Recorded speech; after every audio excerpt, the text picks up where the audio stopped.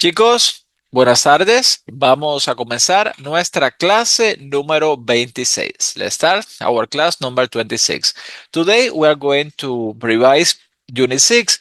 As you can see on the screen, as you just heard, I'm not saying Unit 1, no, because this course just continue through the second semester. It's just a continuation of the same course that we started in September. So it's not going to be a new course. It's just the same course that will continue exactly at the same time, same hour. We are going to have two exams just like we had two exams in the first semester. So our next exam is going to be exam number three because we did two already, right? So in the last one is going to be exam number four. So everything continues just like you are accustomed to. You had 2 weeks to watch videos corresponding to Unit 6. I'm assuming that everybody here um, watch videos 23, 24, and 25. Normally, if I give you 1 week to watch the videos, this time I gave you 2 weeks because classes. This first of all, we're talking about three classes, and second of all, these classes were a little bit long. So I said, well, let me give them 2 weeks to watch the videos, and now in this third week, this is the third week of the semester of the second semester, we will revise all that. So today we will revise uh, classes 23, 24, and 25, or we will revise Unit 6, whatever you want to put it. Um, just before I start, one more clarification for this test number 3, which is going to be the first test that we will do in this semester, but it's going to be test number 3 because we did two tests already. We are going to cover units 6 and 7. Oh, my time really, really flies. We started this course in September, like yesterday. And well, one more unit, which is unit 7, the next unit. We will do exam number 3 or test number 3, and then test number 4, and this course uh, will finish. And this academic year will finish just now. Time really, really, really flies.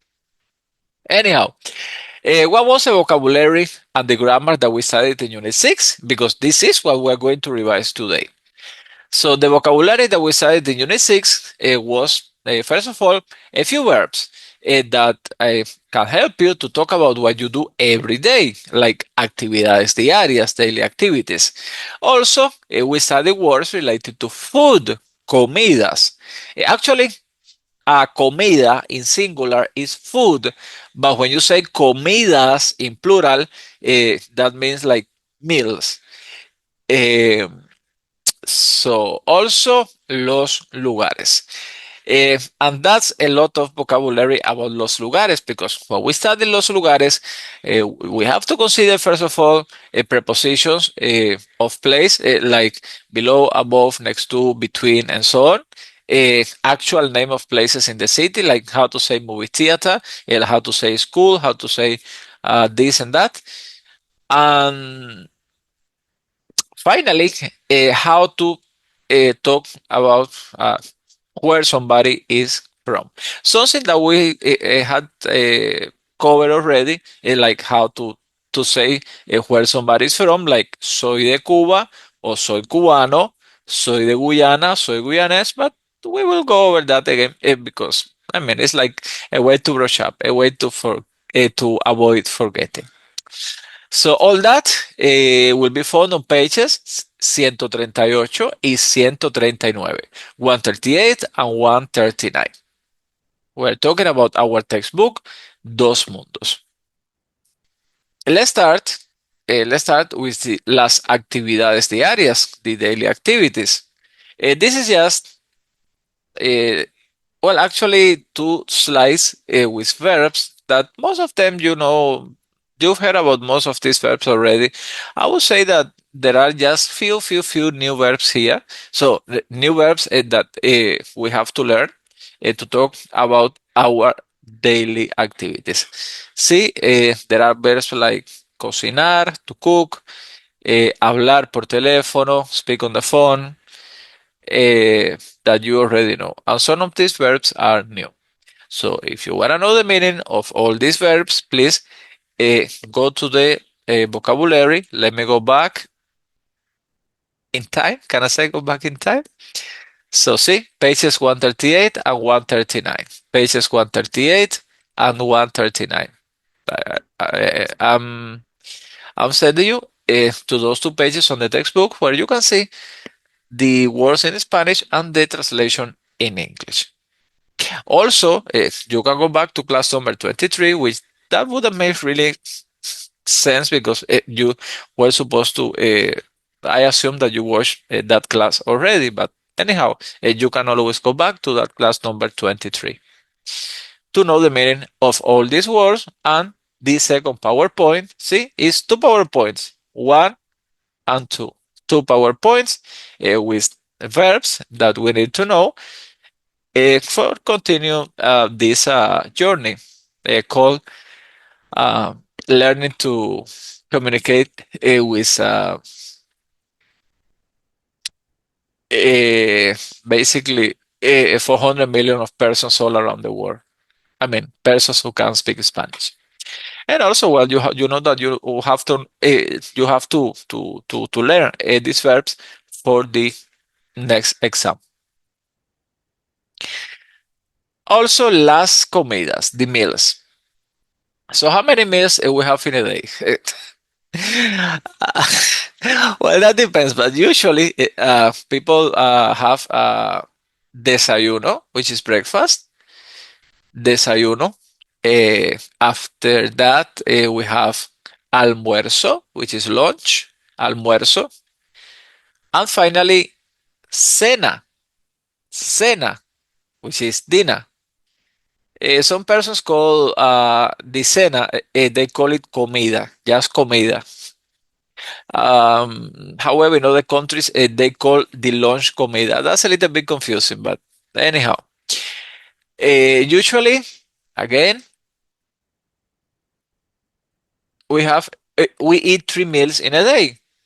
El desayuno, the breakfast, el almuerzo, lunch, and la cena. ¿Sí? Breakfast, uh, lunch, for some reason, is masculine, and for some twisted reason, cena is feminine. That's Spanish. Así es el español. So, el desayuno, el almuerzo, la cena. Mhm. So, let me clear this to see the actual, some, I mean, different type of food. Uh, Again, you can see a translation of all of this type of food on the textbook pages. Somebody can remind me or have to go back. All me don't remember. Let me write in this piece of paper one time because I will need to say this. Okay. Pages 138, 139. Yeah. So you can go back to pages 138, 139 on our textbook Dos Mundos, and you will see the meaning of all those words. You can deduce some meanings. For example, this one here, yogur. That's how we say yogurt. Or for example, sopa, soup. Well, some like this one. Many persons know the meaning of this one, but not because the word resembles the English word. Leche, milk. Fruta, for example, is fruit. Pastel means cake. Or a fruit pie, we call it pastel too. One of the, I mean, pan, pan means bread. Eh, Let me see. Oh, cerveza. Sorry, cerveza means beer. and so on. Some are in blue because those in blue are masculine. Yeah, food that can be masculine. For example, el café, the coffee is masculine, but la cerveza, the beer, is feminine. However, there are other like los tacos, tacos, that Mexican food, well, that is plural. So it's crazy, right? So in Spanish have masculine foods, female foods, and plural foods. Let's put it in that way. And you have to know how to say each one of those uh, in Spanish, of course. You have to know all these Spanish words. Because if I tell you, for example, complete the following blah, blah, blah, blah, blah. Me gusta la blank.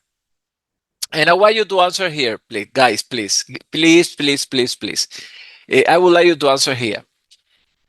Let me see three choices. I like the uh, A, café, B, leche, milk. So which one you would choose? B. Wait 1 second. Sorry, Leche. Okay, so la leche and item B, which is the same, but I have a next question. Why? I love coffee. Actually, I went to my doctor. I was with my doctor yesterday, and he told me, "Man, you start drinking decaf coffee because I see that like you look like a madman. That is all the coffee you are drinking. So I love coffee. Why you are saying that I cannot like coffee? So why have to be leche milk? Sure, because you use la and you said that coffee is masculine. Eso es correcto. Is that what I like or what I like? It's just grammar, guys. So as you can see right there, and I just said it, café is el café, is masculine, right? So, but me gusta la, meaning that what I'm going to call after that is a feminine food. And café is el café, is masculine. So have to be leche because leche is la leche. So you see? uh, and yeah, you can easily can be caught uh, if you forget that fact that in stupid Spanish things can be either masculine or feminine, but they definitely are going to be one of the two. It's something that you Excuse cannot. me, sir. Yeah, love, go ahead. So every it seems like every word either got a masculine or a feminine Article. word. So if you're referring now to a male saying that this male like to drink milk, Uh-huh. right? You still got to use la leche. Like, for example, I drink milk. That's what you mean? Uh-huh. Okay, no. Like if you're saying John likes to drink milk. Okay, that's a very interesting question. Oh my God, I was not going to mention that, but that's a very interesting question. Uh, uh, um, okay, Juan bebe, Juan drinks. Eh, A, café, B, el café. You will be like, what the heck is that? So after verbs like drink, eat, and so on, we do not use what you call the word that we actually call definite article or just article, the article. So we do not use the article after verbs like comer, which is eat, or beber, which is drink. So my question, so we do not use the article el, la, los, las after verbs like drink or eat. Don't use the article. So this is Okay. my question. Which one is correct here? Café. Correct. Muy bien. You got it, Jua? Yes, sir. Okay, love. Well, that's the thing, guys. So after, so I've been teaching Spanish my whole life, and I always hate questions like, why, guys? It is what it is. So you don't have question. It is that is how we use the language. Like for example, like I can say, I don't know. Oh, why you say sometimes you can say I am in the hospital, sometimes you can say at the hospital. So I've read explanations like, or person have told me like, no, if you're a patient, you have to say in. If you are like visiting, you have to say at. But if you actually work uh, in the place, you have to say. So, and that's so confusing to me. But I mean, I'm sure. I mean, I'm not sure. I know that what you use. I am at the hospital, in the hospital, whatever it is correctly. You use it. You use the correct preposition correctly, and you do it automatically because that's your mother language.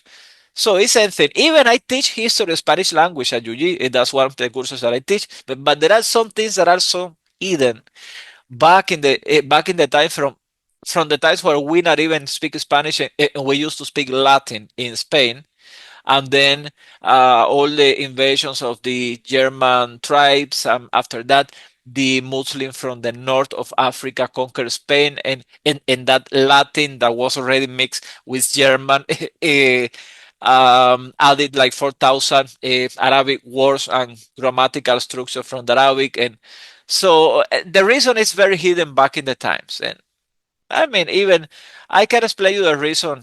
So you have to say that fact, guys. If you're going to say I like, yes, you use the article.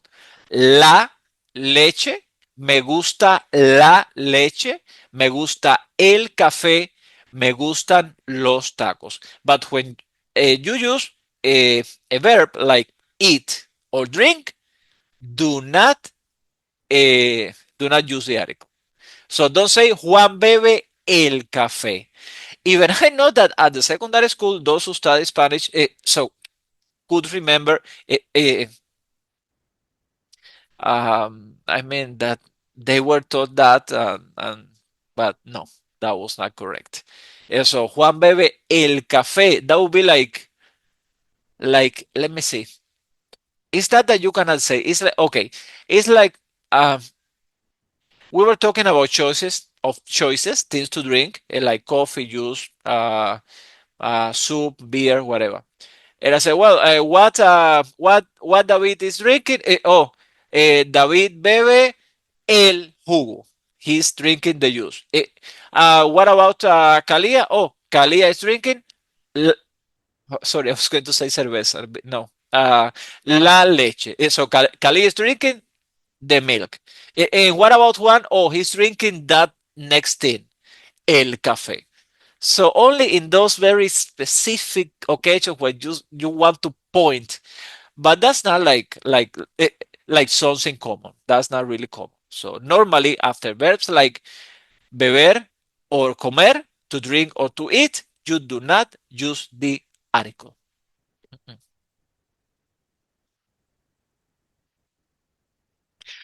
And in none of my exams you will have an activity like you will find something tricky like no. Those are the rules, those simple rules that you will have to learn for the exam. After eat or drink, do not use the article. Any other question, guys, about the, how you call it, about the meals? That's an allergy. I don't know why. Oh my God. I'm here, still waiting on your questions. You scare me when you don't have questions. That can mean that you know everything, or that can mean that you haven't understand anything. So please, I hope it's the first. Any pregunta? Any questions, guys? No, señor. Okay. Okay. Okay, David. I hope that the entire group share your understanding, your thoughts. Okay. But remember, guys, that I'm here to answer your questions.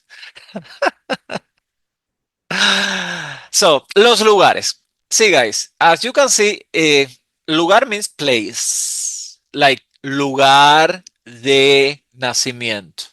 Don't tell me you forgot that already. For God's sake, don't tell me you forgot that already. Lugar, place. Lugares, places. So, but it's something so general that I decided to divide this in three parts. Preposiciones de lugar, prepositions of place, that is like how to say that something is around, something is on the right, something is on the left, something is in between, something is in front, something opposite, below, above, whatever, whatever, whatever. After that, we are going to see the name of actual places in the city. So how you can say hospital, how you can say movie theater, how you can say hotel, and so on. And finally, lugar de origen, place of origin of a person, where somebody is from. Again, this is something we had talked about already, but I want to like brush up this part here. Vamos a comenzar, let's start, vamos a comenzar hablando de las preposiciones de lugar. Talking about the prepositions of place. Then we will move to places in the city, B, and finally we will finish the vocabulary part with the place of origin of people. So, las preposiciones de lugar. These are not all the prepositions of place that we have in Spanish, but those are all you need to know. All the prepositions of place that you need to know. I I mean, this is like you. So when you study at the teachers' college, you. I mean, I was taught, and I want to believe that we all teachers are taught this. It never tells students that this is hard, or never tell a student this is too easy. I mean, this is like a rule in the hidden curriculum. So something that is not in the curriculum for teachers when you do a bachelor degree in education or a master or a doctorate, but it's something that so we are to. I mean, never tell students that this is hard, though it's the hardest thing ever. So, but many of us still do it because I mean, at least in my case, I cannot talk for my colleagues, but I do it because I want to warn you. So, and it's better that you tell me, oh my God, sir, is crazy. How he's going to say that this stupid thing is hard, is if the easiest thing. I prefer you to say that, but I want you to be on the alert. So quickly, let me mention those on the left. Let me focus more on those on the right, and then I will go back to those on the left, which I mark as difficult between inverted commas prepositions of place. Actually, I will not even mention those. So let me focus on those in the right. Let me go back to those on the left just now. So it's three words. Sorry, I said three. I meant four. Four words. A la izquierda de. On the left. A la izquierda de. A la izquierda de. So, por, por ejemplo, you cannot see because let me blur this in a man.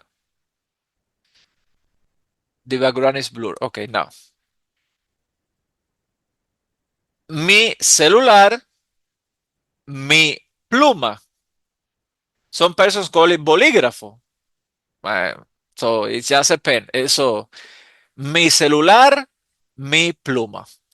Mi celular está is a la izquierda de la pluma. My cell phone is on the left. Related to the pen, of course. So, mi celular está a la izquierda de la pluma. Now, la pluma.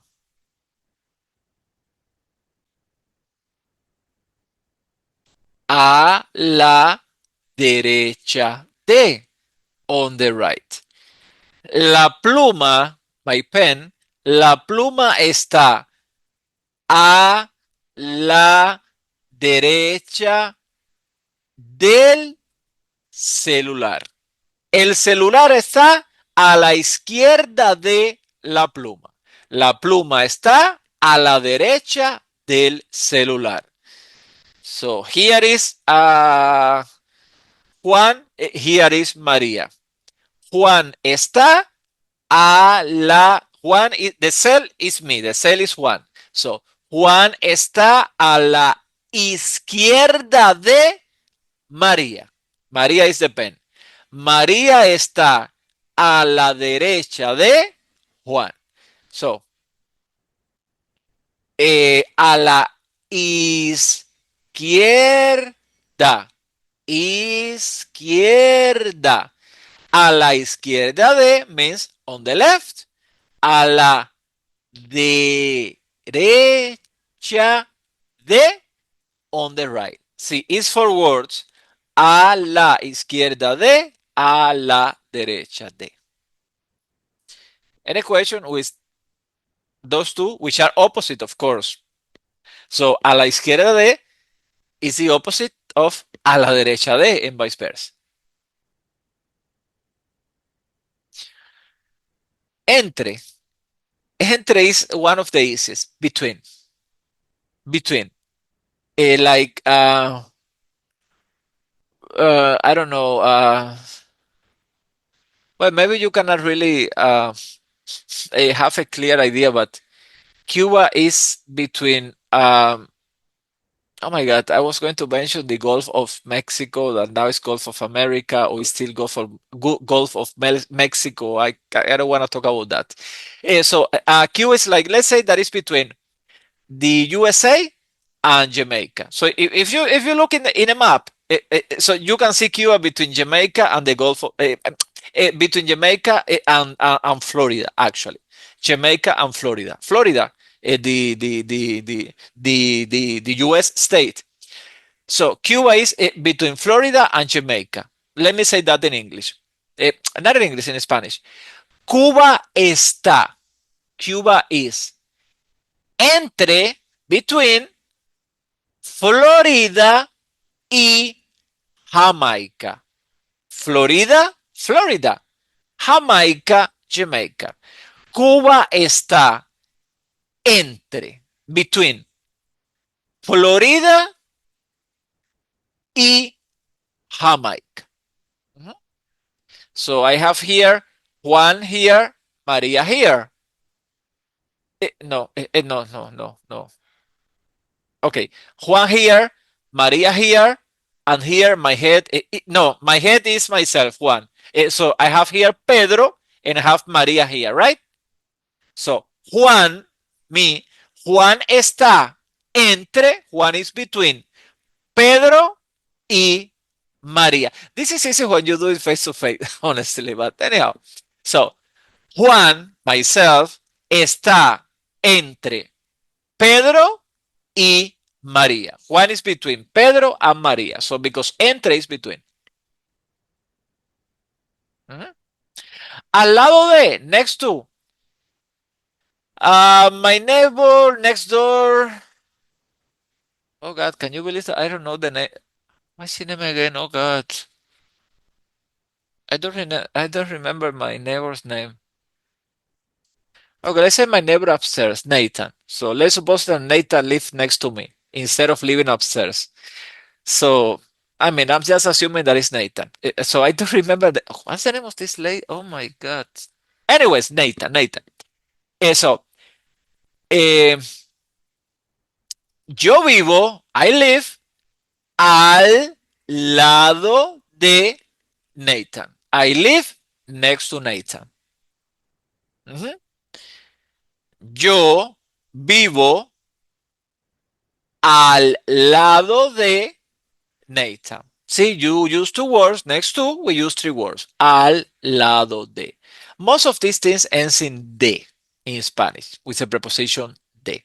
That would be the extra word that we have in Spanish. Alrededor, around.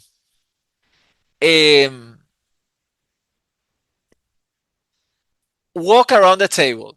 Like, I'm sitting here You are here, but I tell you, man, walk around, come around, come around. So, camina alrededor de la mesa. Alrededor means around. Camina, walk, alrededor de la mesa.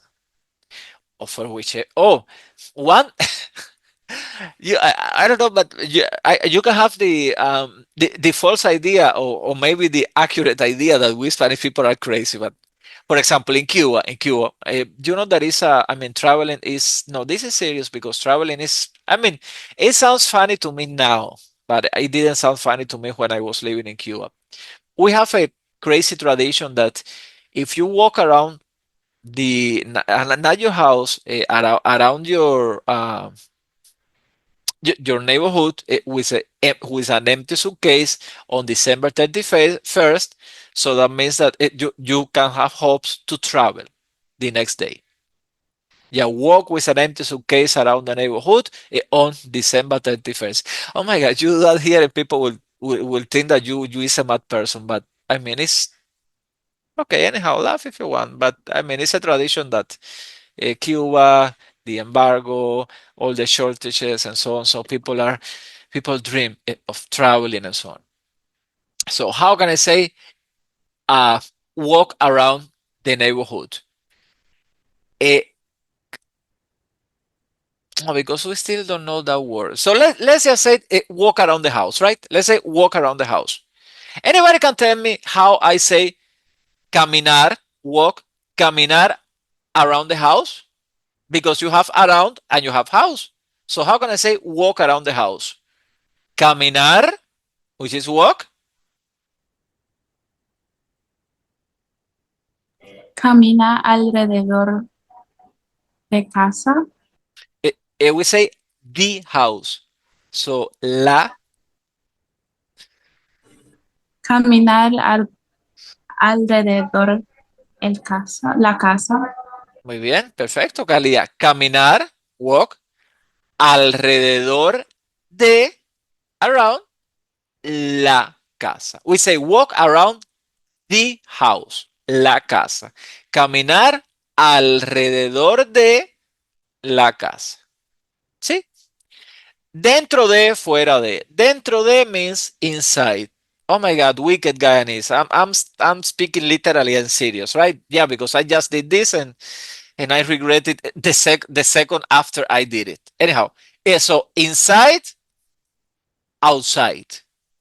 Inside, dentro, outside, fuera. So dentro de, fuera de. I have a cat. It has he has a crazy Spanish name. I don't remember. It was what's the name of my cat? Oh, Matraca. Matraca. I don't even know what matraca means. Matraca is like something that makes a lot of noise. So Matraca está, o mi gato. Let's say mi gato. Mi gato está. My cat is dentro de la casa. So when there is a lot of noise and so, well, I know that my cat is dentro de la casa, inside the house.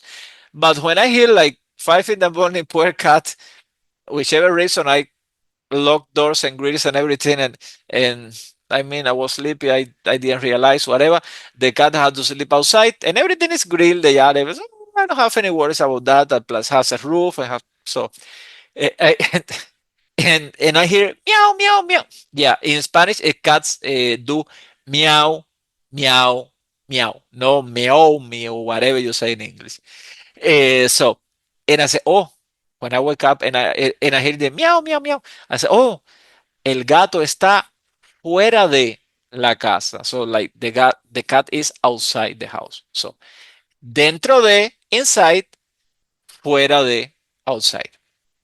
Those are the easiest ones. Now, not the hardest, the more difficult ones.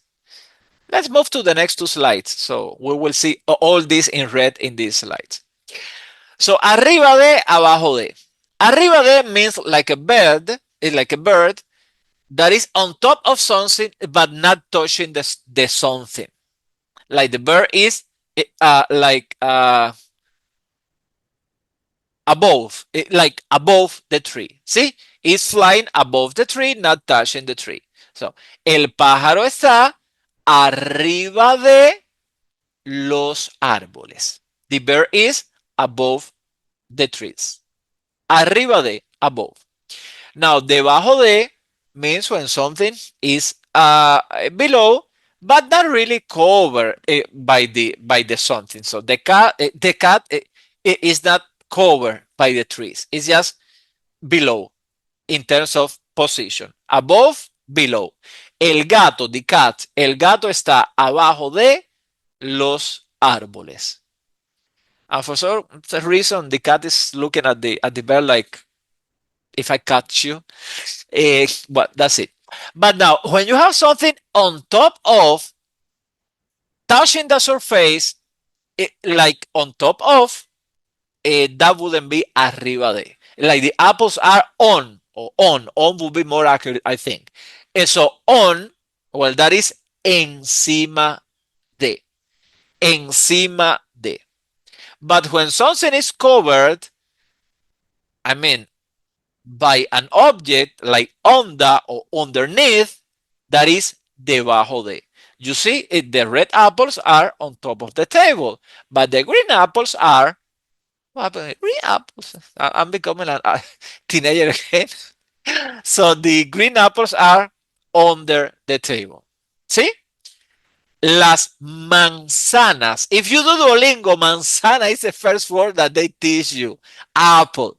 Las manzanas rojas, the red apples, están encima de la mesa. Encima de la mesa. Pero, but, las manzanas verdes, the green apples, están debajo de la mesa. So, encima de is like on top of something, and debajo de is under something. Now, if you simply mean like on a surface, well, then you should use en, like the glass with the flowers, right? That are on the table. Well, you say en, or you can say sobre, any one of the two.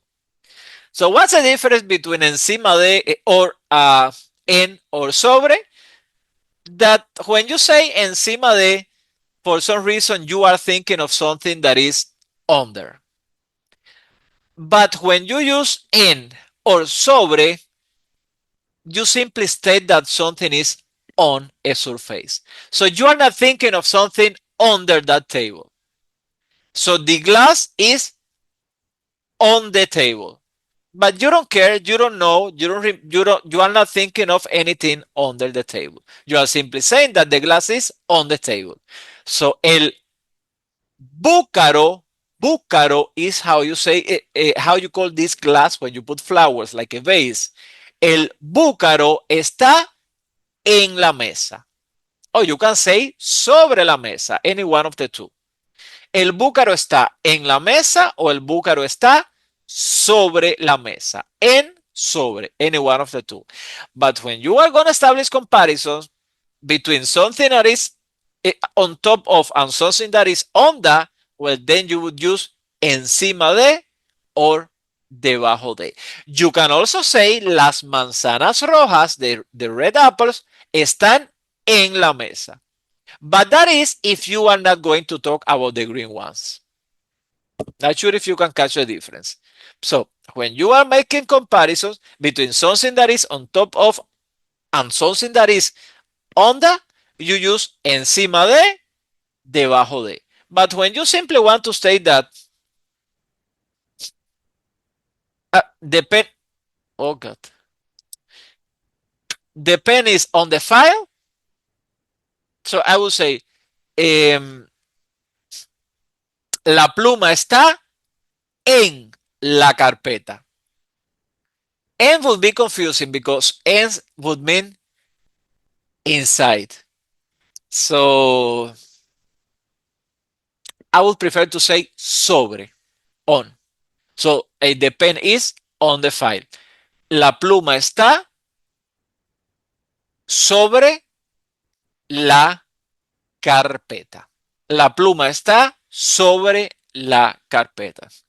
It's a little bit confusing, yes, but I want to believe that if I tell you that, you wouldn't be confused if I tell you that arriba de means above, debajo de means below, encima de means on top of, debajo de means under or underneath, and en or sobre any one of the two, you can use any of the two means on. So tell me if you have any question about those difficult between inverted commas prepositions of place.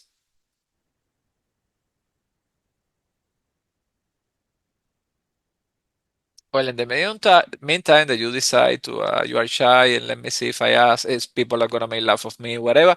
In the meantime that, or let me send a private message, whatever. In the meantime, you decide, let me move to the other, the last set of difficult prepositions of place. Look, three persons on a bus. How you say on a bus? In a bus? On a bus? I think it's on a, anyway, it doesn't matter. The persons are inside a bus. So a vehicle. We have B, A, and C. So A is in front of B. B obviously is behind A, but A and C are opposite. So A is opposite C and C is opposite B. You can see it in the picture, right? So A is in front of B and B is behind A. But A and C are opposite, one respect to the other. How can I say that in Spanish? In front of in Spanish is delante de. So E está is delante de B. A está delante de B. Can I say the opposite? B is in front of E. No, I cannot say that in English. I cannot say that in Spanish. So only E is in front of B. Delante de. Now, if I gonna mention that B is behind E, as it is, well, I will use detrás de. Detrás de means behind. B está detrás de A. These activities are very fun in class because I mean you call students and say, well, you stand here, so you face this other student, you stand behind the student. I mean, and you can see it in the space, right? So right now you see this is a 2D class.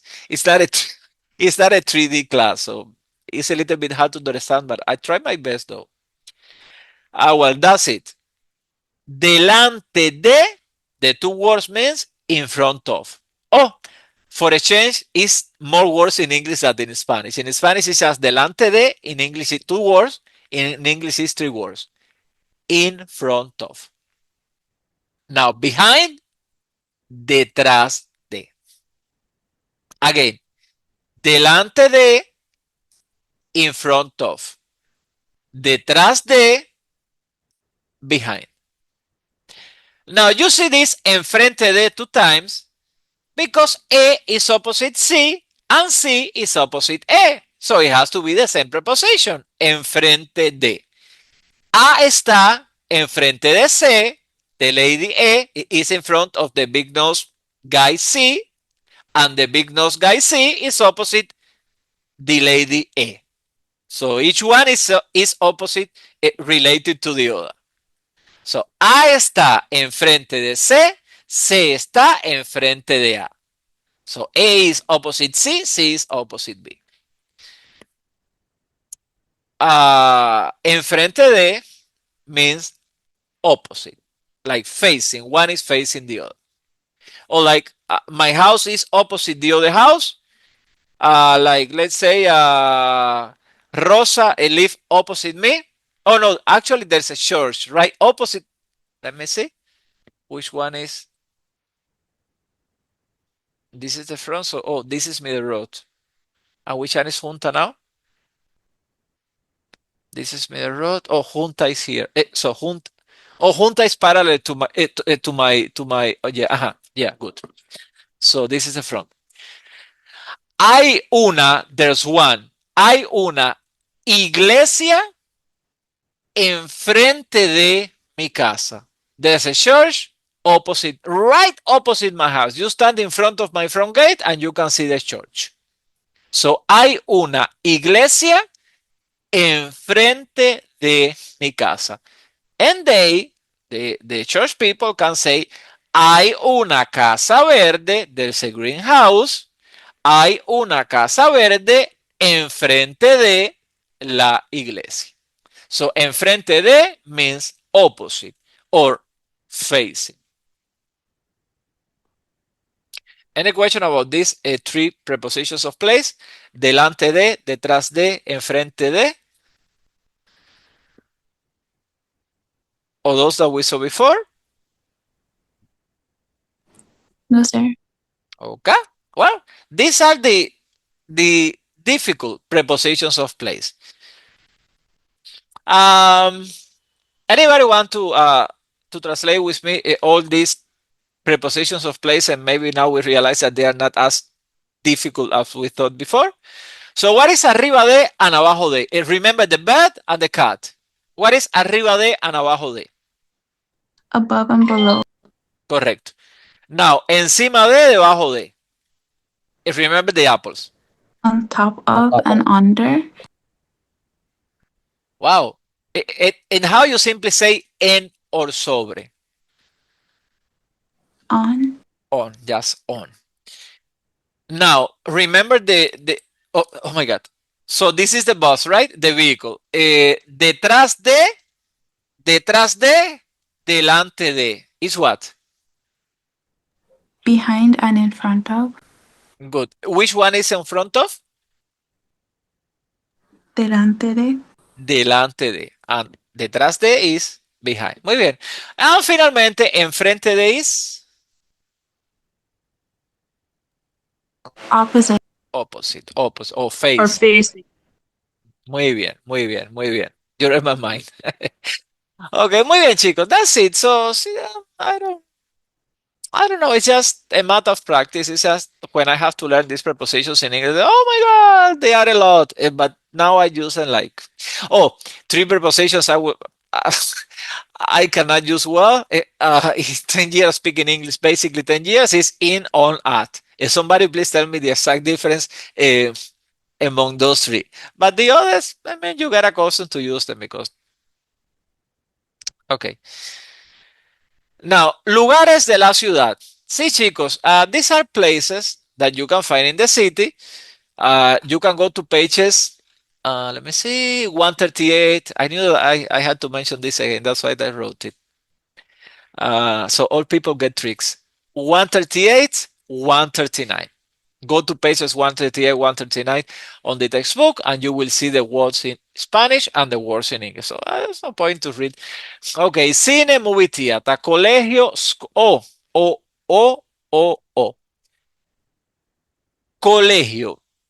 Colegio sounds like a little bit like college, right? But you know that college, especially in the United States, is an institution where usually you go to get an associate degree, a diploma, not a full bachelor degree, and not even think of master or doctorate. So that would be a college in America.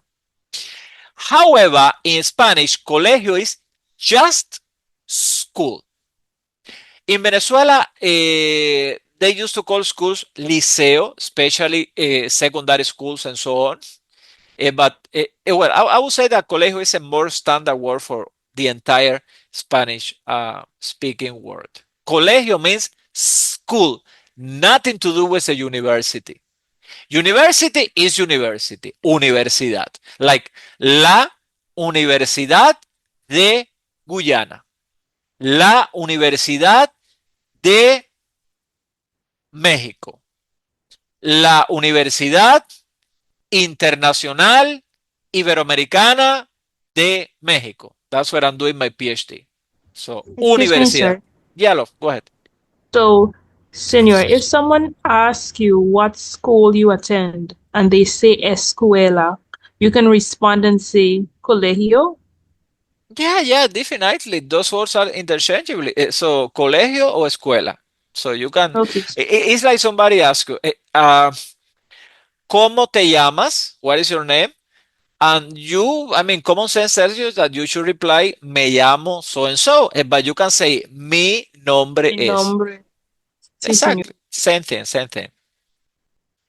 Well, I don't know if I should say this, but the other day I was talking to a colleague, and for whichever reason, this conversation arise, and the colleague, I will not even I will not even say if it's a she, a he, or whatever. So the person was telling me, no, because if I ask student, ¿cómo te llamas? The student has to reply, me llamo. And if I ask, ¿cuál es su nombre? The student has to reply, mi nombre es. I was like, okay, okay. We have a saying in Spanish. Cada maestro, each teacher, has su librito. His or her small book. Libro, librito. And so each teacher has his or her small book, meaning that we all teach, even we teach the same content, the same program, use the same course online, use the same book, everything. So each teacher, I mean, it will not be 100% the same if you are doing this course with me or with this one or the other one, because we all have different teaching styles and this and that. I was like, okay, just like that, like, okay, but in the everyday, and actually, that can make sense if I want you to, probably that's a way you to remember better the actual question and the actual answer. But in the everyday conversation, we use them interchangeably. So I don't see any point to punish you. It's not the word, like penalize you. Penalize you. That would be more appropriate. If I ask you, ¿cuál es tu escuela? And you answer using colegio or vice versa. I don't see the point, because we do it all the time in the everyday conversation. So where I'm gonna punish you, or where I'm gonna mark it wrong. So the answer is, it depends. With me, no. You can use it interchangeably. Not a big deal at all. In the how you will find it on the road, just like that. People use it interchangeably. Oh, now if you have another lecturer, so they will probably ask that if he or she asks colegio, you reply using colegio and not school. So that would be the more appropriate answer. So now I hope you understand what I'm not trying to say, what I'm just saying.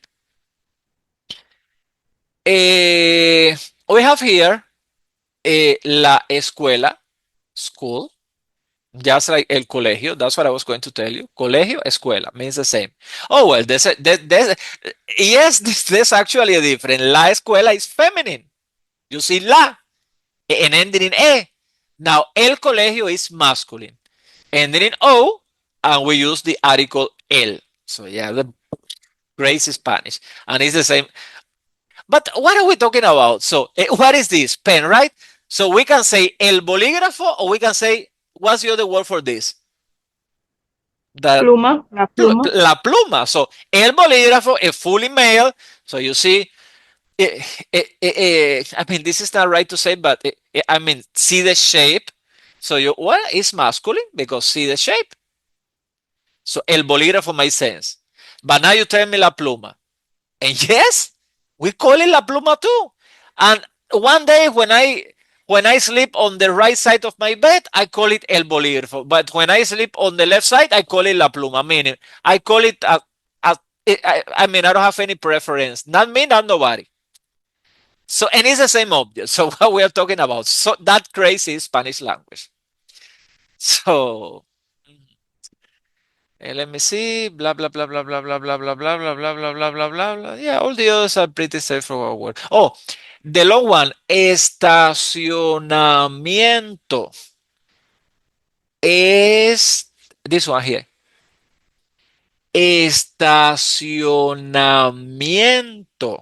Estacionamiento mean parking lot. Many people say, just like in English, parking place or parking lot, we say parqueo.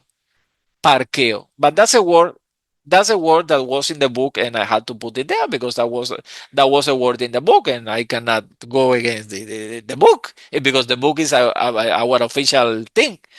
But many Spanish myself, because it's short and I don't have time for estacionamiento. That's like a sentence. So I just say parqueo. El parqueo. El parqueo. But estacionamiento is another word, not more educated, not less educated, not more formal, not less formal. It's just a word for parqueo. But many Spanish speakers say eh, parqueo. Out of curiosity, let me see if the Royal Spanish Academy recognize the word parqueo. I think so because we use it so often. Parqueo, and you have to put RAE on Google.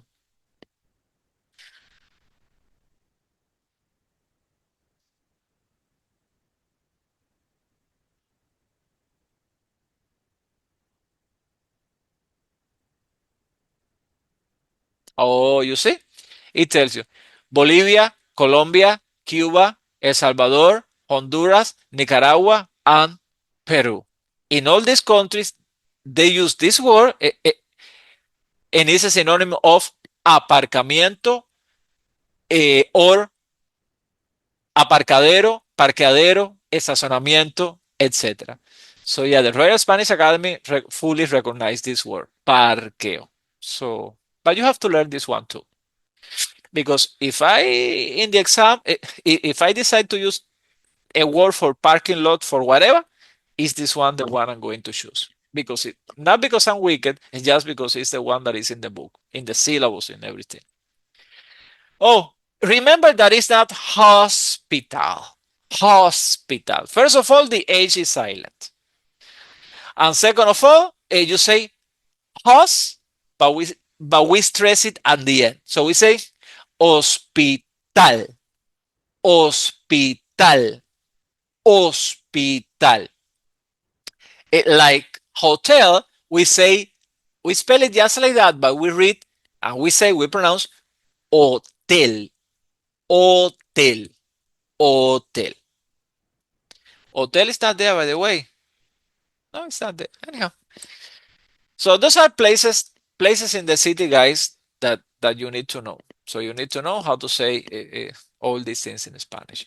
So you can go to the book, pages 138, 139, or you can simply can can go to class 25 and you will find myself explaining in detail the meaning of each one of these words. Now, so before I move to the last part of the vocabulary, any question, guys? No, sir. Okay.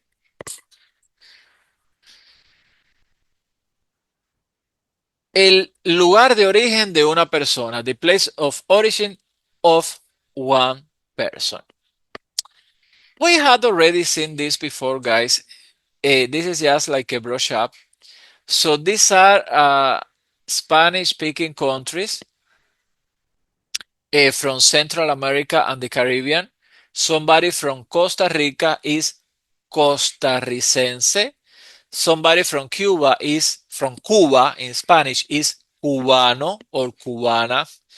Somebody from Mexico is mexicano or mexicana. Somebody from Puerto Rico is puertorriqueño or puertorriqueña. Well, they call themselves boricua. Soy boricua. So somebody from Dominican Republic is dominicano. Dominicano. And here we have, let me see. Oh, all of this is South America. Well, we have one non-Spanish speaking countries. We have our brother, Brazil. They don't speak Spanish, but Portuguese and Spanish is potato, potato. Same thing, basically. So somebody from Argentina is argentino or argentina. Somebody from Brazil is brasileño or brasileña. And so somebody from Venezuela is venezolano or venezolana, and so on. From Chile, chileno, chilena. And now let's go to Europe. we have one Spanish-speaking country in Europe and one Portuguese-speaking country in Europe.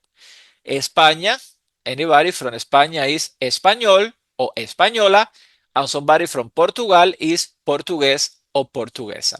So see, that's why I'm telling you that I am not Spanish. Venezuelans are not Spanish. Though you call us Spanish, it's like call a Guyanese English or call somebody from America English just because that's the language that they speak as a first language. No, guys.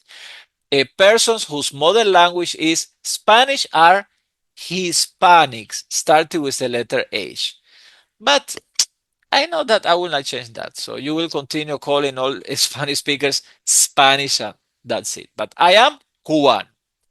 Somebody from Spain, well, he or she is español or española. But anyway, so nobody, it's like same thing about this. Oh my God, so many memes in on Facebook about the Gulf of America and Gulf of Mexico.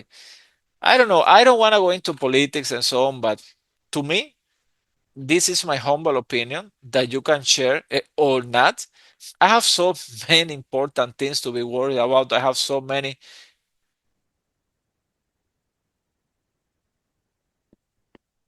How is that? Wait, 1 second.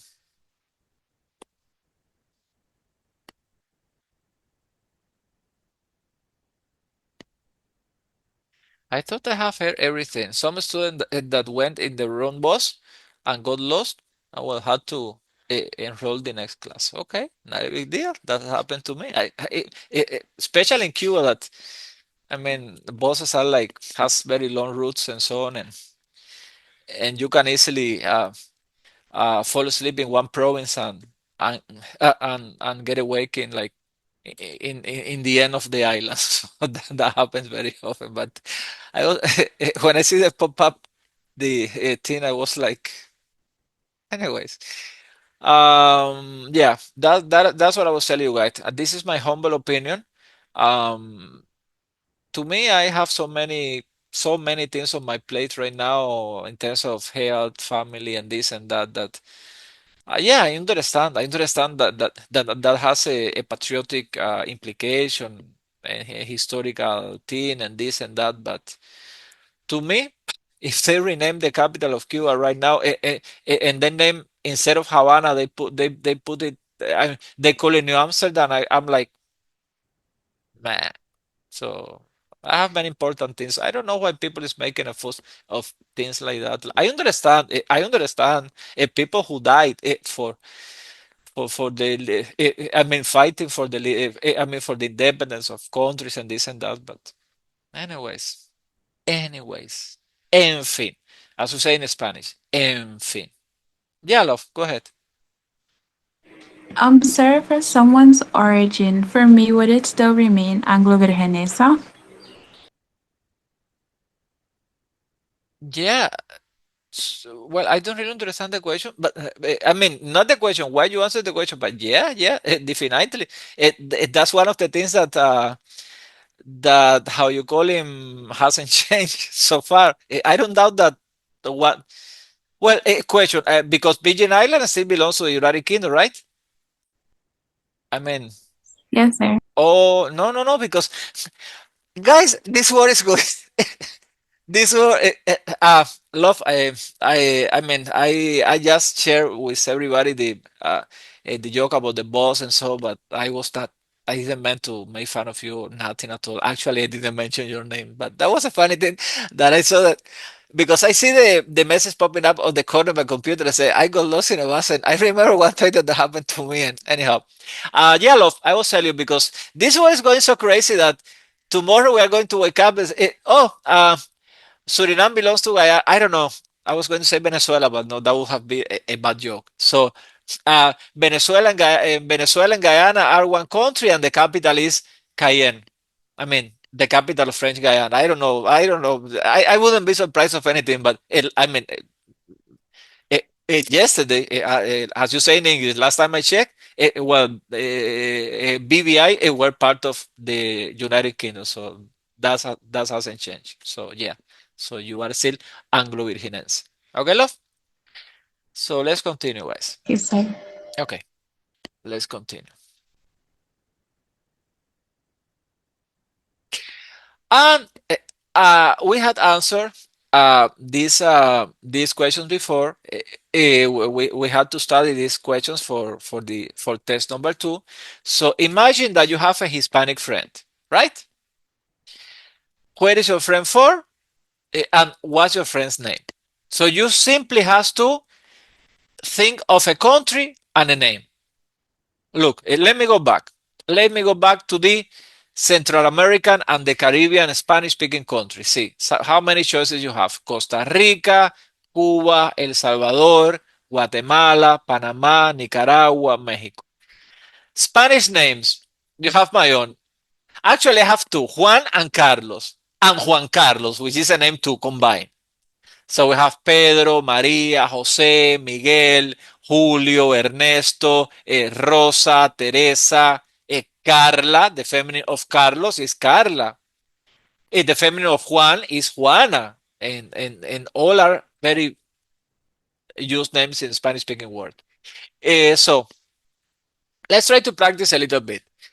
You have a Hispanic friend.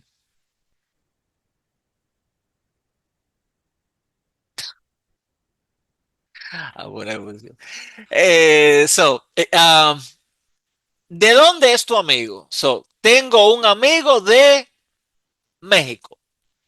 Mi amigo se llama Enrique. Yeah, I have an actual Mexican friend whose name is Enrique.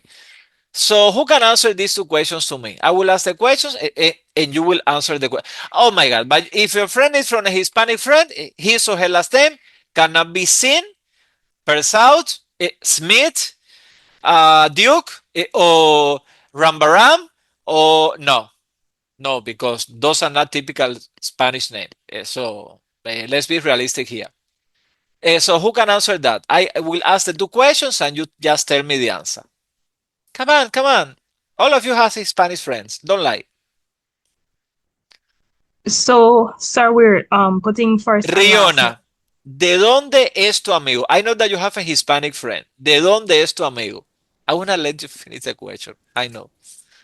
Tengo un amigo de México. México. ¿Y cómo se... Riona, ¿amigo o amiga? Tengo una amiga de Oh, México. amiga, es female. Oh, muy bien, muy bien, muy bien. ¿Y cómo se llama tu amiga? Mi amiga se llama María Ramírez. Oh, that's it. Mexican, like Spanish. María Ramírez. Okay, muy bien, love, muy bien. Otra persona. That's exactly what I want. Señor, sí, señor. Karim, tienes amigos hispanos. Wow. ¿De dónde es tu amigo? Tengo un amigo de Cuba. De Cuba. ¿Y cómo se llama tu amigo? Mi amigo se llama José Juan González ah, Pablo Escobar. Aún. Okay, boy. Okay. Oh, so I will never be surprised enough with you all. I tell you, I don't know why. This is my, let me see. This is my 7th batch at UG teaching this same course. And this batch is like, I really like you guys. Somebody raised a hand. I think was Kalia. Was Kalia? Yes, sir. Okay. Okay, Kalia. ¿De dónde es tu amigo hispano? Tengo una amiga de Cuba. Sorry, love. I was thinking of the Pablo Escobar. ¿Y cómo se... Sorry, you said amiga o amigo? Amiga. Amiga. ¿Y cómo se llama tu amiga? Mi amiga se llama Anita Martínez. Anita Martínez. So you are finding even names and last names. I'm surprised. Muy bien. So guys, that's it. about the grammar. That was all the grammar that we studied in this unit 6. So any question? Let me go back. Let me go back. Blah blah blah blah blah blah blah blah blah blah blah blah blah. Oh my God. Okay. So the verbs that we have to learn to talk about daily activities. Remember that is 2 slides with verbs. It's just probably 40% of the verbs are new. All the other 60% basically were verbs that you already know. So those are crying now. Las comidas, ¿sí? And remember that there are comidas that are feminine, comidas that are masculine, and comidas that are plural. Okay? And my God, this group is like a drug.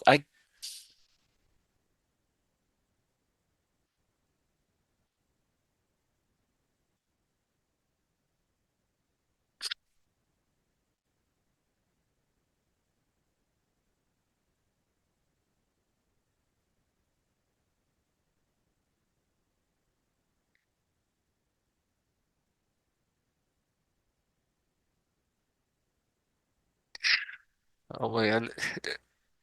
Actually, let me close the WhatsApp on the computer. I can't.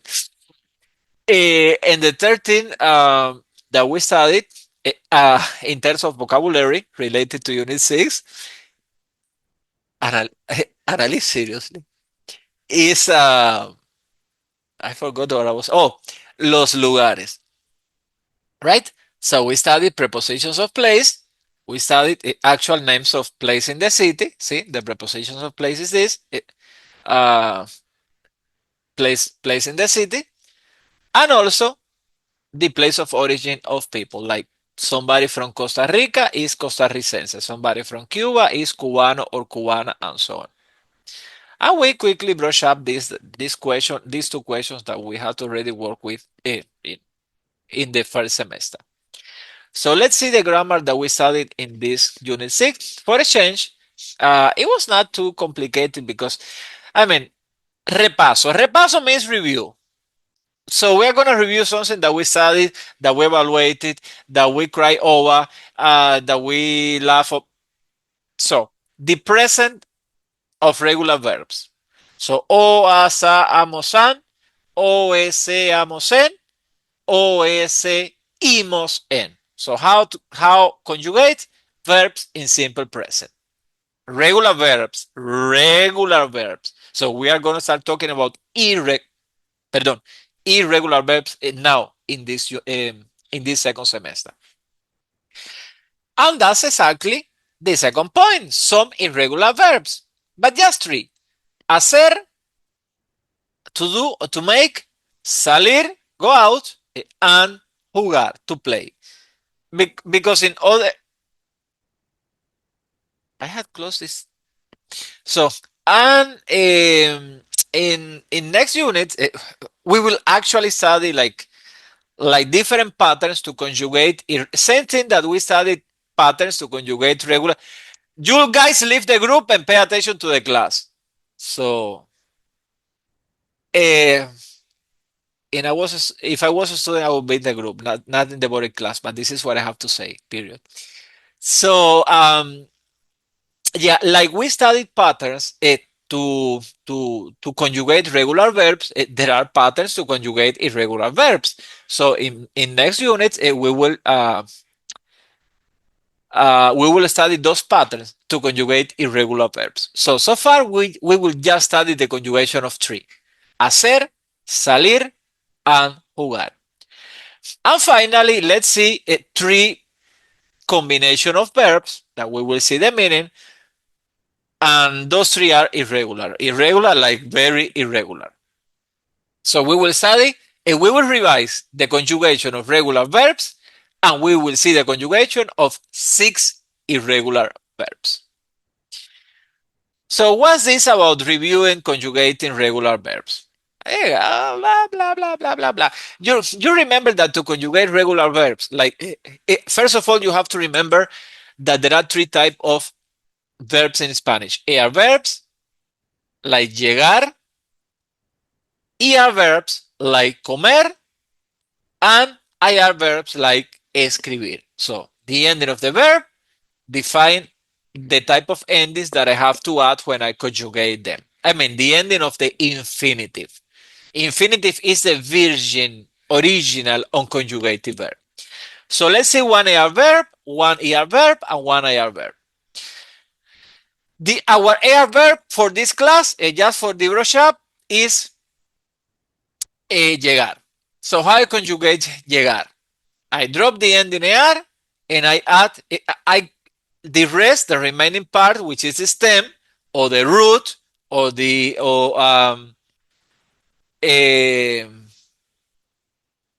yeah, whatever you want to call it. Some persons call it stem, some persons call it root. I copy 6 times and then I add the corresponding endings. We used to put it 3 and 3, but I decided to put the 6 one behind the other. So same thing. Potato, potato, tomato, tomato. When you drop the AR, what's the stem of this verb llegar? L-L-E-G. Like jeg. Jeg, jeg, jeg, jeg, jeg, jeg. And I add the endings. Which are the endings for the AR verbs? O, as, a, amos, an. O, as, a, amos, an. So, llego means I arrive. Llegas means you arrive. Llega means he or she arrives. Llegamos means we all arrive. Llegan means you guys arrive. Same thing, it means same form for the last one, llegan also, but in that case, it means they arrive. So as you see, as we know, as you probably don't remember, but I'm reminding you, the last two forms will always be the same. The form for you all, ustedes, and the form for ellos o ellas, they will always be the same in Spanish America. Because if we were studying Spanish from Spain, the second to last would be llegáis. So they have a special form for you guys that you don't use here in Spanish America. Actually, in Spain, in the south of Spain, and in the Canary Islands that belong to Spain, they don't use that eyes thing. So anyhow, that is a quick comment for those who had studied Spanish before and were struggling with six actually different endings for the for conjugating verbs. Because as you see, it is 6, yes, but I mean it's only five endings that you have to learn because the last two will always be the same for us here in Latin America. So let's conjugate an ER verb. Drop the ER, comer. The remaining part is com, as in .com. So com. Add the corresponding endings. O, es, hemos, en. Como, I eat. Comes, you eat. Come, he or she eats. Comemos, we all eat. Comen, you guys eat. Comen also means they eat. So, I eat chicken curry. Como pollo al curry. I eat egg curry. Como huevo al curry. And finally, one IR verb, escribir, right? So, drop the ending IR. The remaining part, as in the stem, the root, is escribe. Escribe, escribe, escribe, escribe, escribe, escribe. Copy 6 times. And add the corresponding endings. When I say corresponding, I mean corresponding to the IR verbs. Which are those endings? Basically the same endings as in ER, but there is only one that is different. The fourth one, the one starting with I-M-O-S. All the others are the same. See? O-S-E-M-O-S, N-N. O-S-E-imos. The only different, N-N. So the form for the ER verbs and the IR verbs are basically the same. So, escribo, I write. Escribo un libro. I write a book. Escribo una carta. I write a letter. Escribes, you write. Escribe, he or she writes. Escribimos, we write. Escriben, you write. Escriben also means they write. So that was something that we've been studying since unit. I don't know. I don't remember. I think it was. I don't have documentation here. I think it was since unit 3 that we studied this, or unit 4 probably. So I want to believe that you know this like out of your head. Still, any question about how to conjugate AR, ER, or IR verbs in simple present? I mean, regular verbs. Like I can give you any verb now, either AR, ER, or IR, and you can conjugate it in simple present.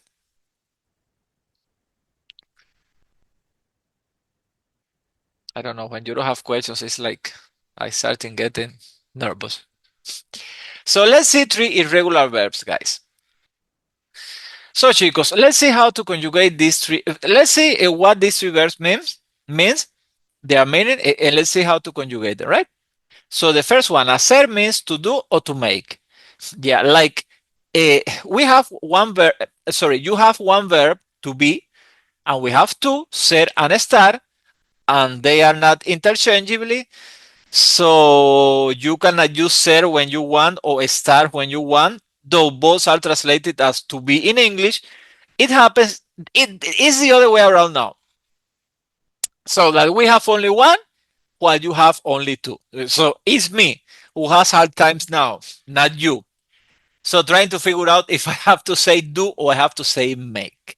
So I remember when I was at the secondary school, grade probably 8, 9, something like that. And I mean, my teacher taught me this.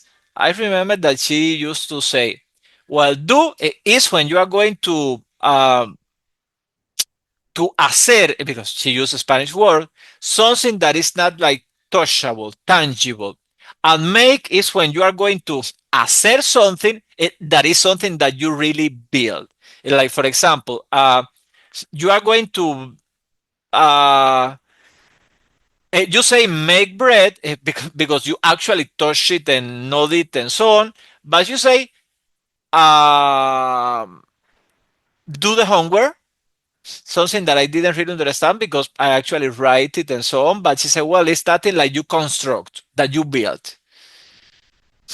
So still, I don't really know the difference between make and do in Spanish.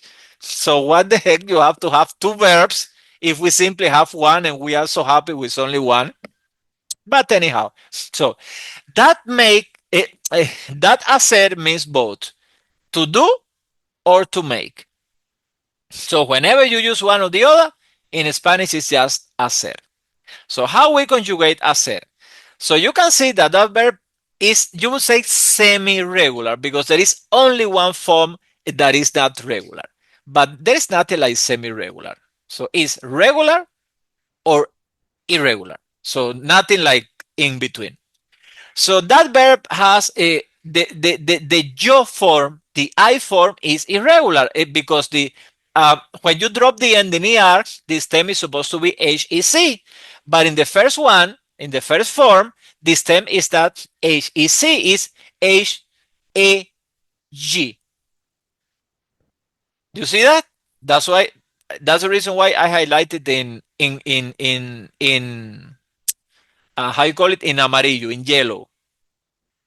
All the others are absolutely regular, all the other forms.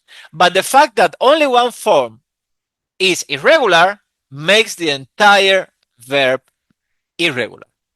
So hacer is an irregular verb. Why we change the C to G?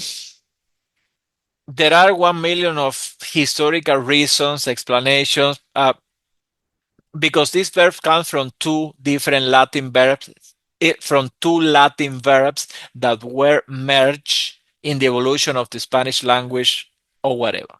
The fact is that this verb is irregular.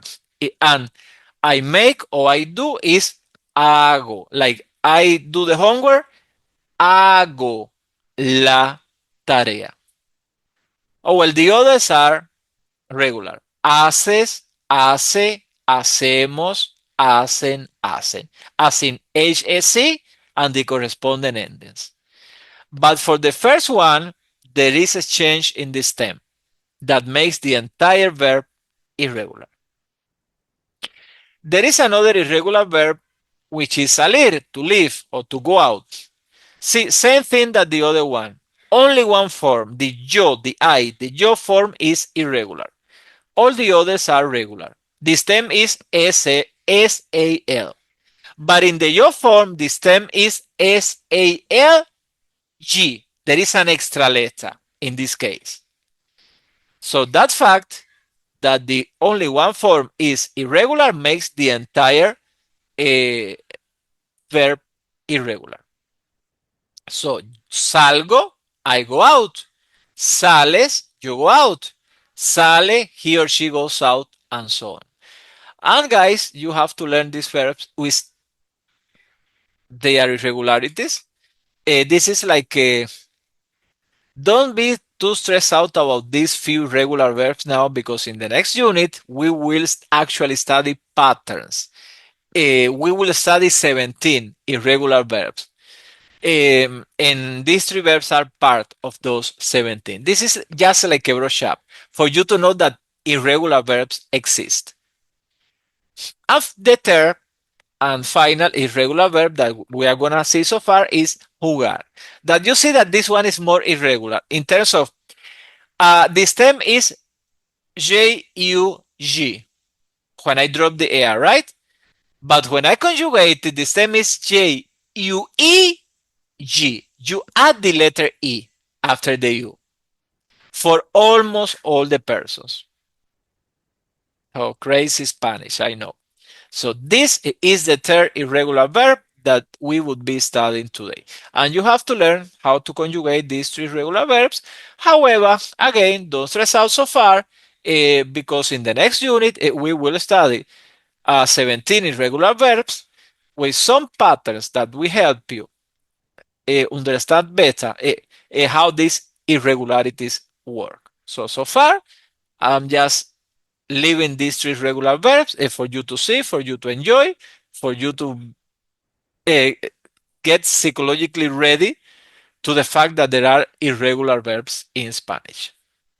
But nothing to be that worried so far. This is just like an introduction. Hey, there are verbs that are not regular.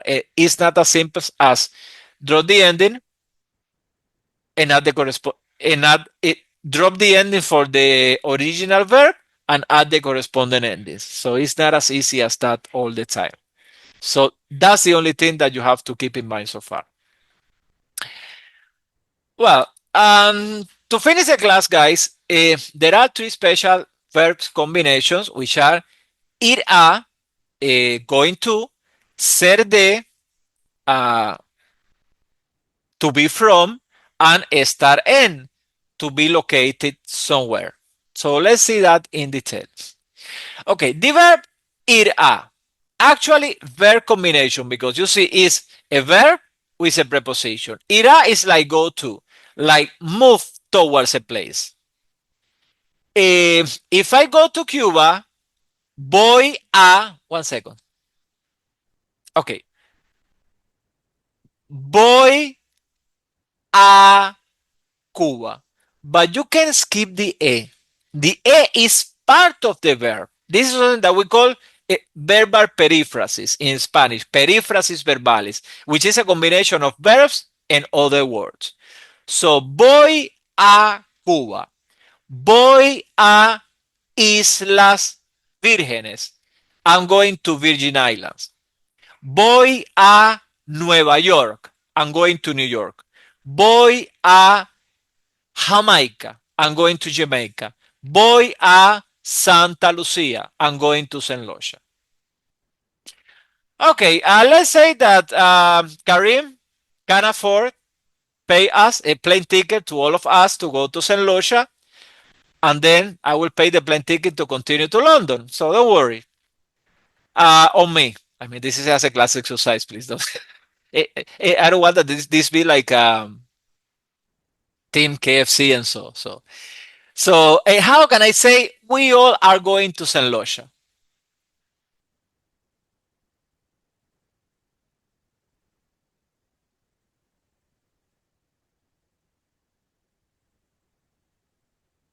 How can I say in Spanish?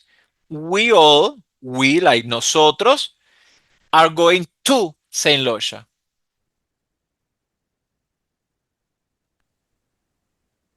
Will be vamos. Vamos. What else?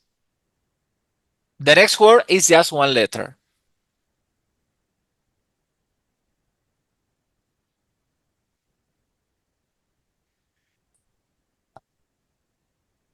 Vamos.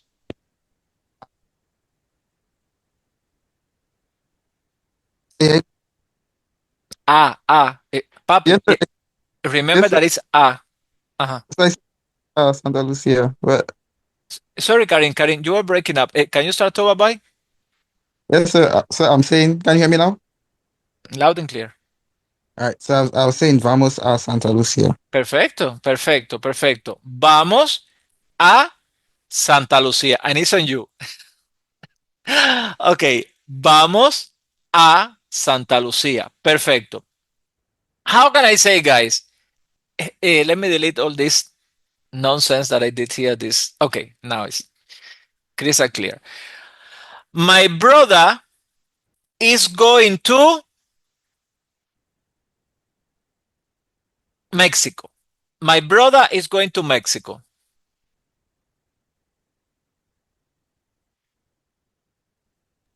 Mi hermano va a México.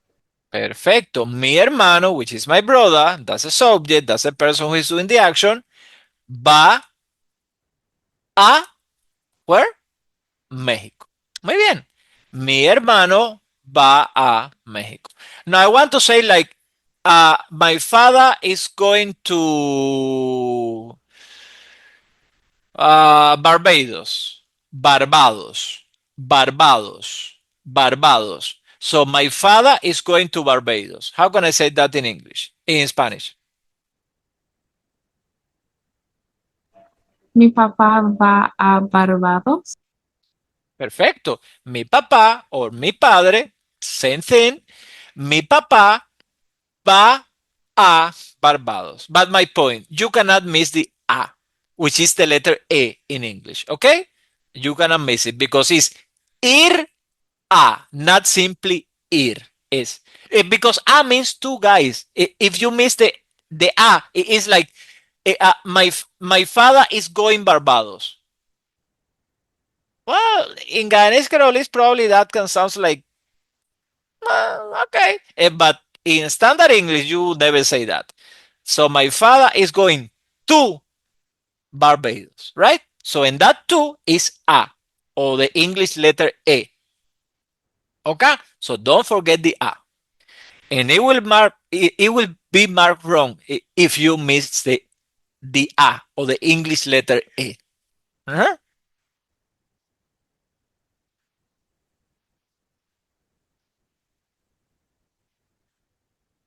Now, okay, the difference between ser and estar. We've been talk about this informally different many times that there is only one verb in English, but there are two in Spanish, ser and estar. This is not a purpose of this course to discuss the difference between ser and estar, but yeah, why not? Though there are many exceptions for these two rules, as you learn at the secondary school, ser is more. I'm not saying always, I'm saying more for permanent states. And star is more for temporary states. So, like for example, to be like for me to be a professor, I will always be a professor. Even I work at Civil Waste, or I work at the at the Argentinian embassy, or I work wherever. And so by profession, I am a professor. Well, I'm working as something different, but I am a professor. Soy profesor. O soy cubano, the origin.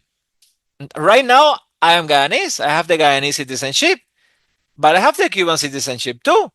And even if I, for whichever reason that I don't think that that will happen because I'm very much happy here in Guyana, I decide to have a third citizenship, move to another country, and for whichever, I don't even know how many citizenships you can hold at the same time. But let's suppose that I can renounce, or I should, or I have to renounce to one, and I decide to renounce the Cuban citizenship.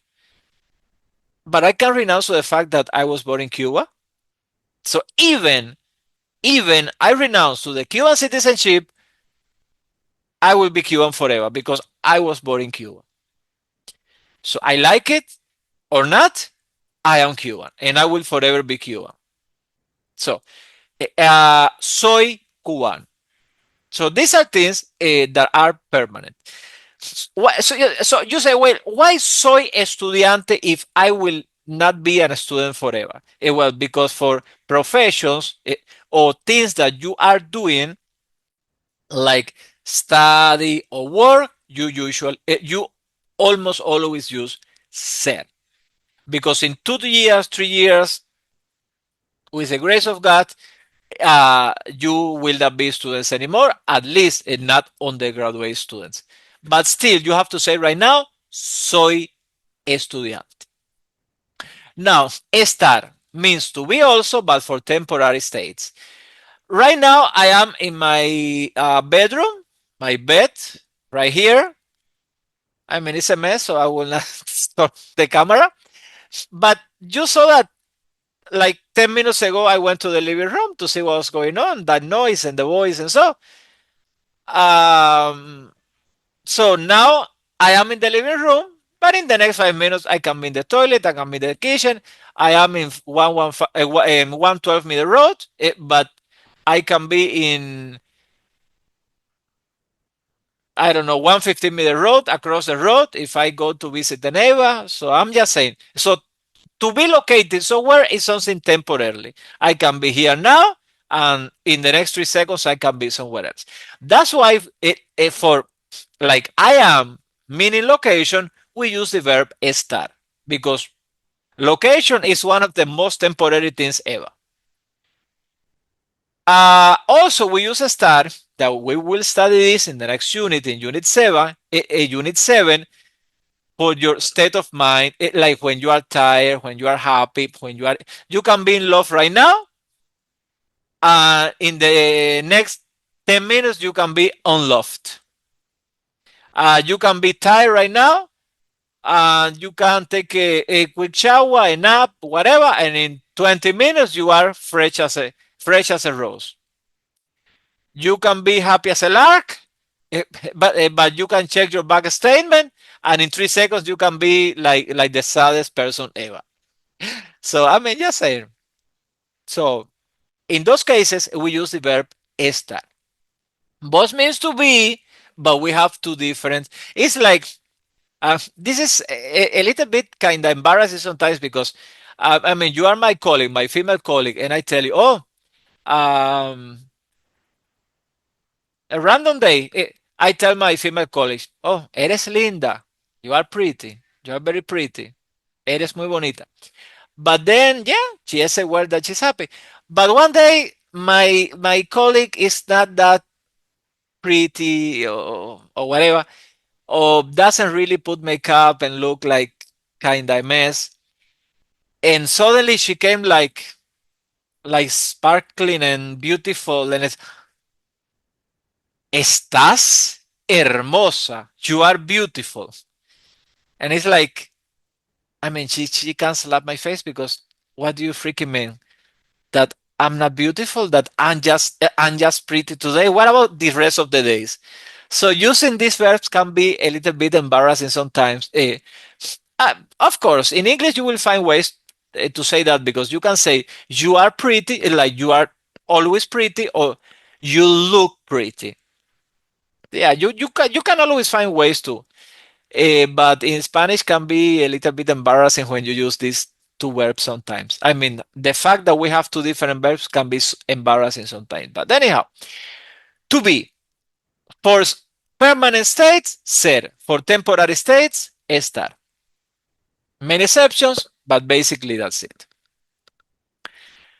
So we have ser de. Ser de means to be from. Like, for example, soy de México. I am from Mexico. Marta es de Buenos Aires, is from Buenos Aires, the capital of Argentina. And you cannot skip de because de means from. So you don't say Marta is Buenos Aires. So that means that Marta is actually Buenos Aires. Buenos Aires is Marta. No, she is not Buenos Aires. She's from Buenos Aires. Like, oh, like the new GTT thing. That every time that I see these signs, I am one. So I mean, for in 1 million dimensions and context of for 1 million circumstances, that signs always make me laugh. I'm not ridiculing the company or the name or the brand new branding thing or whatever. I'm just saying that. So it's like saying, I am Guyana or I am Cuba. I am not Cuba. Maybe I represent Cuba, whatever, but I mean that I am from Cuba. So same thing in Spanish, you cannot say soy Cuba because that means that you are the island. You are, no, you.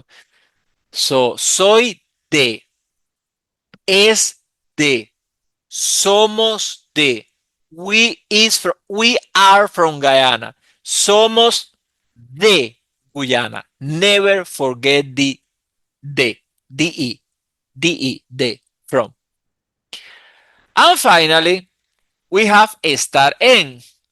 To be in, or to be at, or to be on. For example, estoy en mi casa. I am at home. Estoy en mi casa. But I don't say soy en mi casa. Because soy from the verb ser, that would mean that I mean I am screwed to this chair and I cannot move from here.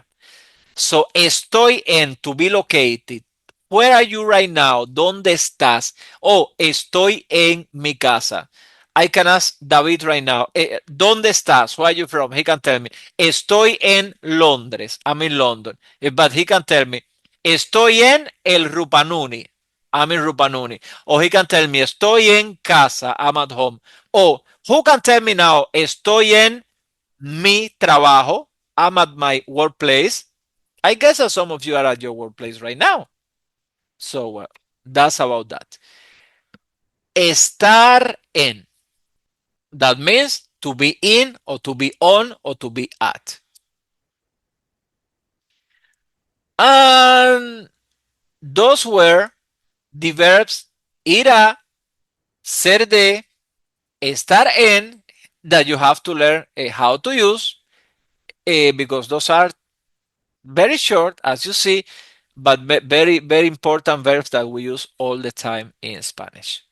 So any question about this last part of the class? Actually, any question about the three regular verbs, hacer, salir, o jugar? Or even this brush up of the regular verbs that we just did? Like any question about the grammar that we studied in Unit 6? No, sir. Okay, okay, well, we don't have questions. So let me mark your names, guys.